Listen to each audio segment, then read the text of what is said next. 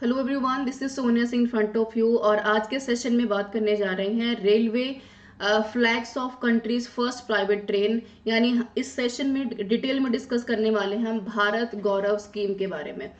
भारत गौरव scheme है क्या, कैसे शुरू हुई और इसके पीछे क्या क्या हमारे जो हैं लॉजिकल आउटपुट हो सकते हैं, या फिर फर्स्ट प्राइवेटाइजेशन ट्रेन शुरू करने का कारण क्या है, या क्या हम ये संभावनाएं लगा सकते हैं कि रेलवे अब भी प्राइवेट होने जा रही है। तो इसके बारे में बात करेंगे। सबसे पहला आप देख पा रहे होंगे स्क्रीन के ऊपर मिनिस्ट्री ऑफ रेलवे का एक आपको स्नीप नजर आ रहा होगा। इस स्नीप में ये बताया गया है बड़े बेहतर तरीके से कि भाई इस जर्नी में इंडिया का सबसे पहला जो है प्राइवेट ट्रेन स्टार्ट करने की बात हो रही है भारत गौरव ट्रेन के नाम से। और ये ट्रेन जो है आपकी जो चलेगी वो है कोयम्बटूर से होते हुए नॉर्थ में साई नगर यानी जो शिरडी काफी फेमस एक बहुत ही धार्मिक स्थल माना जाता है भारत का, वहां तक चलाने की बात की जा रही है। अब यहाँ पर बहुत सारे क्वेश्चंस हमारे मन में आ सकते हैं कि जो आपकी रेलवे है क्या वो सबसे पहला जोन बन रही है, या फिर इस तरीके की चीजों को स्टार्ट करने के पीछे भारत में क्या पीपीपी के मॉडल को जो है इंट्रोड्यूस करने की बात की जा रही है। तो दोनों में काफी हद तक डिफरेंशिएशन है और इन डिफरेंशिएशन को समझने की कोशिश करेंगे।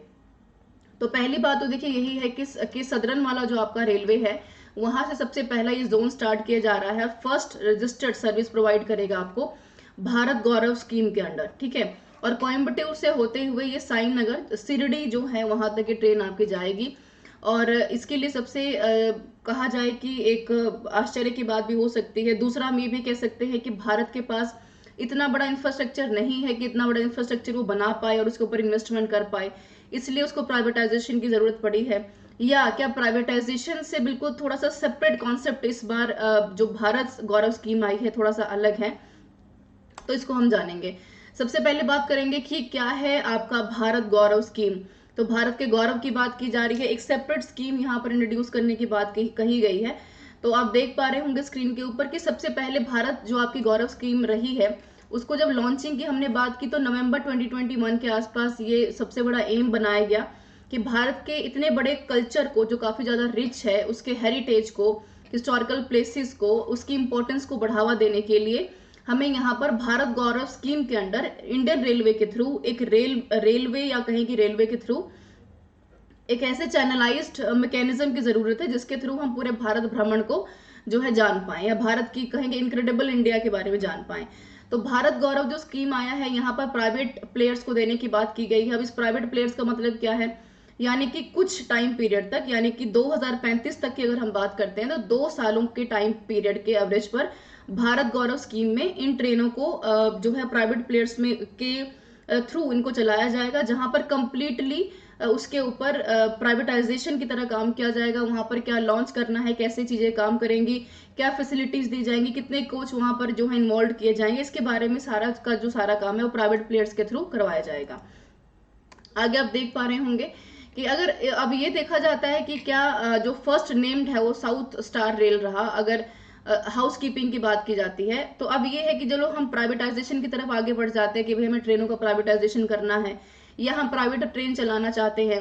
तो क्या जो प्राइवेट ट्रेन चलेंगी या फिर जो अभी ट्रेन चल रही हैं आईआरसीटीसी के अंडर, उनमें डिफ्रेंसिएशन कितना है। तो डिफ्रेंसिएशन की बात अगर देखी जाए तो अगर भारत गौरव स्कीम के अंडर ये ट्रेनों को अगर चलाने का मौका दिया जाता है या कहीं की लॉन्चिंग अगर कर दी जाती है, तो इसमें ये कहा गया कि एक तो सबसे पहले यहाँ पर आप कोशिश करेंगे कि साउथ जो स्टार रेल है उस नाम से इस फर्म को जाना जाएगा, नंबर 1।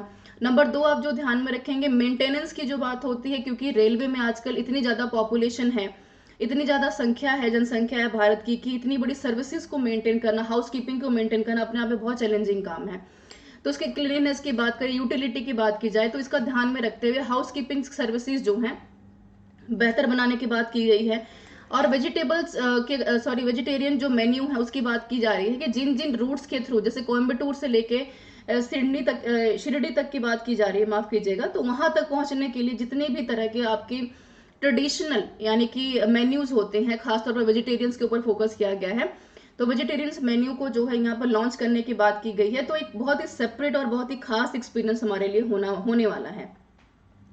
इसके अलावा अगर बात की जाती है तो इन ट्रेनों में आपको डॉक्टर्स तक की फैसिलिटी, मेडिसिन की जो फैसिलिटी है, रेडियो की फैसिलिटी, एक अच्छा खासा एक बेहतर जो है हेल्दी इन्वायरमेंट दिया जाएगा, ताकि आप बहुत ही शांत स्वभाव से, या कहें कि इनक्रेडिबल भारत को जो है बेहतर तरीके से जान पाए, जो भारत ने गौरव स्कीम के अंडर हाल फिलहाल में स्कीम लॉन्च करने की बात की है।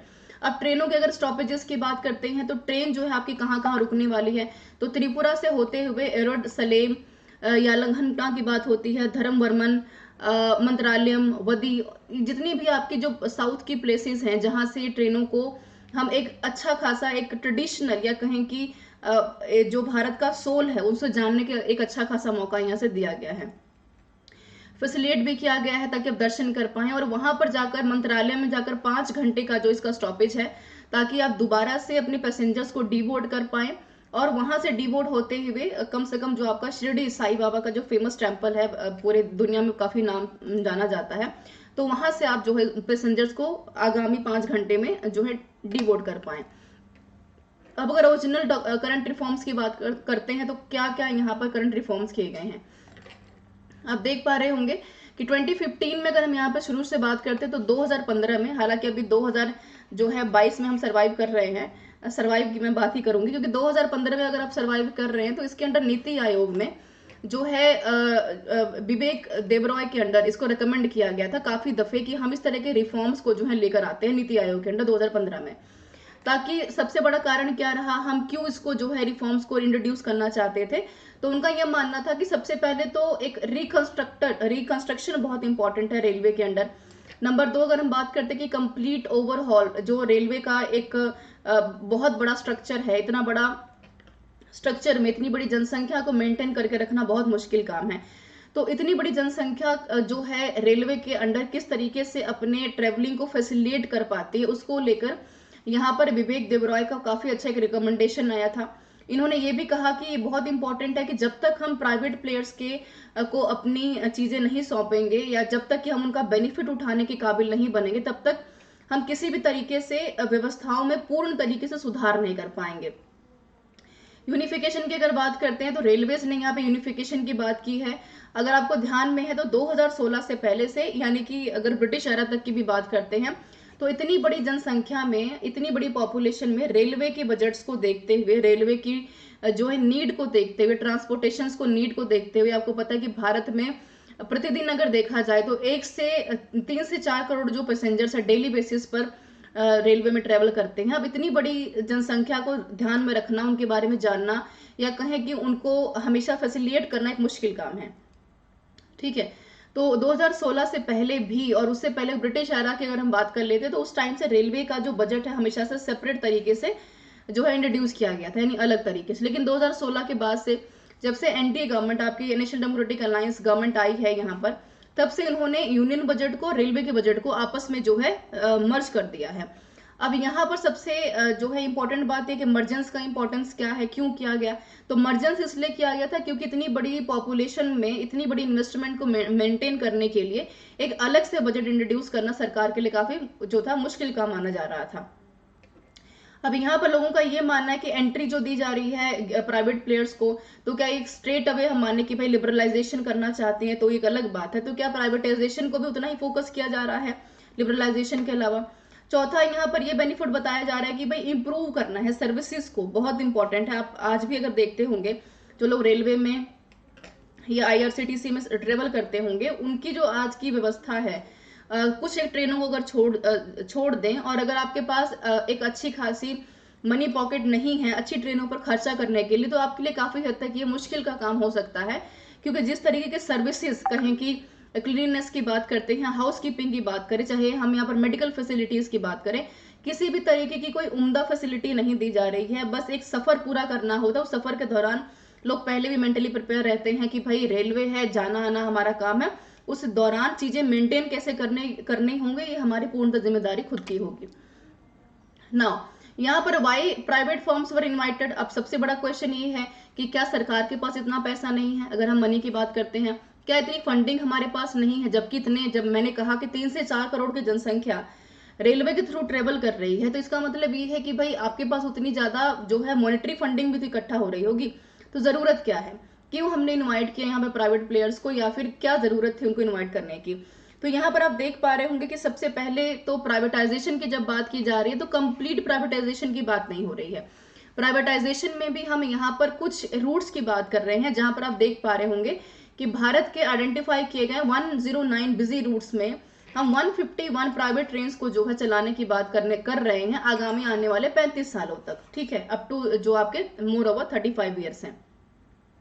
अब यहाँ पर रिप्रेजेंटेशन की अगर हम बात करते हैं तो उसका अगर टोटल देख लेते हैं कि भाई कितना टोटल है, तो अगर मैं यहाँ पर 151 ट्रेन के जो है मूविंग की बात कर रही हूँ तो पूरे बजट को या भारत की पूरी रेलवे का मात्र कितना है 5% है। ठीक है, ओनली 5% है। तो ये बहुत बड़ा अपने आप में एक मार्जिनेबल टाइम है। इसका मतलब तो यही है कि प्राइवेटाइजेशन नहीं हो रहा है, इंप्रूवमेंट की बात हो रही है। नाउ अब सरकार का ये कहना है कि अगर हम भारत में आने वाले 2030 तक हमें कितने की इन्वेस्टमेंट की जरूरत है, 50 लाख करोड़ की इन्वेस्टमेंट की जरूरत है। तो अगर आपको 50 लाख जो है करोड़ की इन्वेस्टमेंट की जरूरत पड़ेगी 2030 तक, उसकी जरूरत इसलिए है ताकि हम भारत की रेलवे को एक बेहतर जो है एक आउटकम दे पाए, एक बेहतर सर्विसेज दे पाए, और इतनी बड़ी जो पॉपुलेशन है उसको हम कम से कम क्या कर पाए, लिमिटेड कर पाए। अब इसका सबसे बड़ा कारण ये रहा कि अगर हम इतना बड़ा पैसा, इतना अच्छा खासा अमाउंट रेलवे पर 2030 तक खर्चा नहीं करते हैं तो रेलवे की जो अपनी बजट्स हैं या पैसा है वो मॉनेटरी फंडिंग है काफी हद तक नुकसानदेह हो सकती है। जैसे देखा जाए तो आजकल समय की कमी है, सबके पास रेलवे का जो सिस्टम है कि टिकट्स अवेलेबल है, फिर वेटिंग है, नहीं है तो आप इमरजेंसी में टिकट्स लेते हैं, वो टिकट्स भी महंगी होती हैं। तो उससे बहुत इंपॉर्टेंट है कि जितना भार आप अपनी जेबों पर डाल रहे हैं उन जेबों से उबरने के लिए लोग रेलवेज का कहीं की एयरवेज का जो सहारा लेते हैं, रोडवेज का सहारा लेते हैं। तो इससे सबसे बड़ी मार किसके ऊपर पड़ रही है, इससे सबसे बड़ी मार आपकी गवर्नमेंट ऑफ इंडिया की IRCTC की जितनी भी एक कहें कि फुल एंड फाइनल पैकेजिंग है उसके ऊपर पड़ रही है। और यहाँ पर प्राइवेट जो आपकी पब्लिक प्राइवेट पार्टनरशिप की अगर हम बात करते हैं तो क्या नीड है उनकी और हम इसको क्यों यहाँ पर यूज करना चाहते हैं, तो देखिए इसका कॉन्सेप्ट प्राइवेटाइजेशन से बढ़ाकर बहुत ज्यादा PPP का कर दिया गया। यानी कि कोशिश ये है कि ऐसे जगहों से हम चीजों को जोड़कर कम से कम हम भारत के योगदान की बात कर पाते हैं। ठीक है, डिमांड्स की अगर हम बात करते हैं तो क्यों जरूरत है, मैंने पहले भी पता कि वेटिंग लिस्ट बहुत ज्यादा है, ओवर क्राउडेड है, लूज कर रहे हैं बिजनेस को हम बहुत ज्यादा, और यहाँ पर इतने बड़े कॉस्ट को मेंटेन करने के लिए, मैन पावर को इन्वेस्ट करने के लिए आपको कम से कम मिनिमम जो है इन्वेस्टमेंट तो करनी ही पड़ेगी। और मिनिमम इन्वेस्टमेंट कहाँ से आएगी, जब सरकार का कहना है कि हम PPP फंडिंग का यहाँ पर यूज करेंगे, यानी कि पब्लिक प्राइवेट पार्टनरशिप का हम यहाँ पर यूज करने वाले हैं। अब यहाँ पर सबसे बड़ा क्वेश्चन, अगर हम एक होल सिनेरियो की बात करते हैं तो what we will Indian railways get from the private players, तो हमें इससे क्या मिलेगा। नंबर 1, आप देख पा रहे होंगे कि मैक्सिमम जो परसेंटेज है यहाँ पर आपका हर साल कम से कम बढ़ता हुआ आपको नजर आएगा। मैंने आपको पहले भी कहा कि इतनी बड़ी संख्या को, जनसंख्या को मेंटेन करना या उसके ऊपर एक बेहतर फैसिलिटेशन देना, फैसिलिटीज देना एक मुश्किल काम है। तो PPP के अंडर आप कम से कम मैक्सिमम परसेंटेज के थ्रू आप रेवेन्यू दे पाएंगे। जैसे माना ये जाता है कि मान लेते हैं कि कोई 100 रुपए की इन्वेस्टमेंट, मैं एग्जांपल दे रही हूँ, 100 रुपए की इन्वेस्टमेंट अगर आप कर रहे हैं इसके ऊपर, ठीक है, 100 रुपए में आपने सबसे बड़ी जो बिडिंग होगी, जिसको हम बोलते हैं बोली लगाना या सबसे बड़ी कीमत लगाना, तो इसमें सबसे बड़ी जो PPP के अंडर उन्हीं कंपनीज को इनवाइट किया जाएगा जो रेलवे के अनुसार उनकी बातों को मानेंगे या रेवेन्यूज को जो है उनको दोहरा करने की बात करेंगे। जैसे मान लेते हैं कि 100 रुपए यहाँ पर आप 100 रुपए की बोली आपने लगा ली, मैं बिडिंग करती हूँ, मैंने बोली लगाई, मैंने 100 रुपए की बोली लगा दी कि भाई ये 151 जो ट्रेनें हैं और 109 जो बिजी रूट्स है उसके ऊपर मेरी ट्रेनें चलेंगी, मैं कोई भी बिडिंग का ABC पार्ट हो सकती हूँ। तो भारत सरकार से मैंने करार दिया, अब भारत सरकार भी मुझे ये बिडिंग तभी देगी अगर मेरी बोली सबसे ऊंची होगी। ठीक है, अब इस 100 रुपए में भी भारत सरकार को मुझे क्या क्या देना पड़ेगा, एक रेवेन्यू, फिक्स रेवेन्यू देना पड़ेगा कि कम से कम अगर 40-60 का रेशियो भी देखा जाए तो 40% कितना जाएगा, 40% जो है वहां पर जो प्राइवेट कंपनी ने बिडिंग की है उसको दिया जाएगा, और रेस्ट ऑफ 60% कौन लेगा, यहाँ पर रेलवे लेगा। तो रेलवे का 60% रेवेन्यू कितना काउंट हो रहा है यहाँ पर आप देख पा रहे होंगे। इस हिसाब से अगर भारत सरकार एक रेल के ऊपर 60% तक का रेवेन्यू एग्जाम्पल के तौर पर अगर जनरेट करती है तो हर साल 3000 करोड़ रुपए का यहाँ पर जनरेट का जो अमाउंट है वो जनरेट करता हुआ आपको रेलवे दिखेगा, ये यहाँ पर इनका मानना है। 70% अगर मैं बात करती हूँ प्राइवेट ट्रेन की तो मैन्युफैक्चरिंग होंगे इंडिया में, यानी कि जो भी आप ट्रेनें यहाँ पर मैन्युफैक्चरिंग करेंगे उसमें भी कुछ ना कुछ जो हिस्सेदारी सरकार की बनेगी ही। इसके साथ साथ अगर यहाँ पर क्या फायदा सबको होने वाला है, क्या फायदा यहाँ पर सरकार को, जनता को होने वाला है, तो जो आपकी ट्रेनों की स्पीड्स यहाँ पर 160 किलोमीटर पीएच के हिसाब से चल रही थी पर आवर के हिसाब से, उसको कम करते हुए उसकी जर्नी कम से कम आप कर पाएंगे 130 किलोमीटर पर आवर के हिसाब से। यानी कि सीधा सीधा अगर आप ट्रेनों के घंटों में, अगर कीमतों में अगर थोड़ा सा कमी कर रहे हैं, तो जाहिर सी बात है कि वहां पर 151 की बजाय 152 ट्रेनें भी आप इंट्रोड्यूस कर सकते हैं, है ना। तो 30% तक का टाइम सेविंग आपका हो रहा है। आपके राउंड फिगर में अगर देखा जाए तो भारत सरकार की बिजली की बात करें, उसके रिसोर्सेज की बात करें, तो वो खर्चा होने से भी बच रहा है वहां पर कहीं ना कहीं। ये मानना है आपकी गौरव स्कीम के द्वारा, ठीक है, भारत गौरव स्कीम के द्वारा। अब यहाँ पर ये कह रहे हैं कि this is not a private operation. यहाँ पर काफी सारा जो है क्वेश्चनिंग किया गया सरकारों के साथ, तो अपोजिशन पार्टी में भी लोगों का यही कहना है कि क्या जो प्राइवेटाइजेशन ऑफ ट्रेन की हम बात कर रहे हैं, क्या ये सबसे पहला कॉन्सेप्ट है? पहले ऐसा नहीं होता था। जैसे तेजस की बात करते हैं, तेजस को भी अगर आपको ध्यान में है, तो तेजस भारत के सबसे जो है फास्टेस्ट ट्रेन के रूप में देखी जाती है। तो यह मानना है कि क्या ऐसा नहीं है, तो आपकी जानकारी के लिए बता दिया जाए तो अगर आईआरसीटीसी के अंडर तेजस जो है काम करती है, ठीक है, पर अगर हम यहाँ पर भारत गौरव स्कीम की बात कर रहे हैं, तो भारत गौरव स्कीम में कंप्लीटली क्या आपको डिफरेंस नजर आएगा कि कंप्लीटली प्राइवेट प्लेयर्स के हाथ में है, लेकिन तेजस किसके हाथ में? आईआरसीटीसी का पार्ट है वो, ठीक है। यानी कि तेजस में जो भी बदलाव होंगे, कमियां या ज्यादा हाउस कीपिंग से लेके ए से जेड तक जितनी भी फैसिलिटीज आप देखने को मिलेंगी, ये कंप्लीटली डिपेंड करती है कि आईआरसीटीसी में क्या सुविधाएं दे रही है। लेकिन अगर यहाँ पर भारत गौरव स्कीम की बात की जाती है, जहां पर आप 151 ट्रेनों की चलाने की बात कर रहे हैं, उसमें कंप्लीट बेनिफिट किसका होगा? उसमें कंप्लीट बेनिफिट होगा जो प्राइवेट प्लेयर्स आपके काम कर रहे हैं, ठीक है। तो ये आपको ध्यान रखना है। इसके अलावा अगर हम यहाँ पर बात करते हैं तो ये पहली बार नहीं हुआ। इससे पहले अगर आप कंटेनर कार्गो बिजनेस की बात करते हैं, या फिर यहाँ पर जो आपकी फ्राइट बिजनेसेस की बात होती है, स्पेशल पर्पजेस के तौर पर ट्रेनें जो है हमेशा चलाई जाती रही हैं, तो उसमें कुछ नई बात नहीं है, ठीक है। प्राइवेटाइजेशन ऑफ इंडियन रेलवेज क्या हो रहा है ऐसा? तो सबसे बड़ा क्वेश्चन इसमें देखने को मिलेगा आपको। तो जब सबसे बड़ा कंसर्न भी है, कितना बड़ा बजट जो हम करोड़ों रुपए में देख रहे हैं, क्या प्राइवेटाइजेशन करने से या हो गया है या आने वाले टाइम में कर दिया जाएगा, तो क्या नुकसान हो सकते हैं, क्या फायदे हमारे पास हो सकते हैं? तो इनका ये मानना है कि प्राइवेटाइजेशन तो हो रहा है, लेकिन हमने इसको अपोज किया है, यूनियन गवर्नमेंट का ये मानना है। तो पीयूष गोयल जी का ये मानना है, जो अभी हाल फिलहाल में रेलवे मिनिस्ट्री को देख रहे हैं, उनका ये मानना है कि भाई ये कंप्लीटली क्रिस्टल क्लियर है। अगर आपके दिमाग में ऐसा चल रहा है कि हम अब रेलवे को प्राइवेटाइजेशन की तरफ लेकर जाना चाहते हैं, तो ऐसा कुछ भी नहीं है। अब इतनी बड़ी जो जनसंख्या हमारे पास है, पॉपुलेशन इतनी ज्यादा है, और आप देख रहे होंगे कि डेली बेसिस पर पॉपुलेशन का जो डिमांड है रेलवे को लेकर बढ़ता चला जा रहा है, तो उसको हम कैसे मैनेज करेंगे? ठीक है, दो ही चीजें हैं, या तो रेलवे की टिकट बढ़ा दी जाए, जो हम यहाँ पर हर किसी के व्यक्ति को ध्यान में रखकर देखेंगे तो इतनी टिकट्स हम अफोर्ड नहीं कर सकते। और अगर हम यहाँ पर कंप्लीटली ये देखते हैं कि भाई हम उसको प्राइवेटाइजेशन की तरफ लेकर जा रहे हैं, तो वो भी भारत सरकार के लिए खुद नुकसानदेह सौदा है। तो यहाँ पर इंडियन रेलवेज की अगर बात की जाती है, तो इनका ये मानना है कि ऐसा कुछ भी नहीं है। यहाँ पर प्राइवेटाइजेशन के तौर पर पब्लिक का, प्राइवेटाइजेशन का और पार्टनरशिप का जो कॉन्सेप्ट है उसको ध्यान में रखकर ये काम किया जा रहा है, जहां पर कंप्लीट पर्पस क्या है? मेरिट्स को बढ़ावा देना है। जैसे आप एफिशिएंट सर्विसेज को देना चाहते हैं, ठीक है, यानी चेक रख पाएंगे हम। यहाँ पर पंचुअलिटी को देखा जाए, प्राइवेट प्लेयर्स को अगर देखा जाए, तो वो एक अच्छी पंचुअलिटी को मेंटेन करके रख सकते हैं। अब रखेंगे कि नहीं तो एक अलग बात है, ठीक है। प्राइजेस नॉर्मलाइज हो जाएंगे, क्योंकि कंपटीशन भी तो बढ़ेगा ना। सब लोग जानते हैं कि भाई 151 ट्रेनों में अगर 300 रुपए का टिकट है और दूसरी ट्रेन में अगर 700 का टिकट है, तो आप वहां पर इतना पैसा क्यों लगाएंगे, ठीक है। तीसरा कह रहे हैं कि रेवेन्यू कलेक्शन बढ़ेगा आपका, जो काफी हद तक इंपॉर्टेंट है। लेटेस्ट टेक्नोलॉजी का हम यहाँ पर यूज करेंगे, जो इंप्रूव करेगी क्या आपकी अकाउंटेबिलिटी को, आपकी प्रेजेंस को, टाइमिंग को, एक्सीडेंट्स जो हो रहे हैं उनको हम कम से कम बचा पाएंगे। तो ये सारी बातों के ऊपर ध्यान रखना इंपॉर्टेंट है, ठीक है। तो कुल मिलाकर अगर हम इसके कॉन्सेप्ट की बात करते हैं कि भाई क्या जरूरत है और हम क्यों इसको जो है करना चाहते हैं, तो इन शॉर्ट यही कहना चाहेंगे कि भारत सरकार की एक पहल है।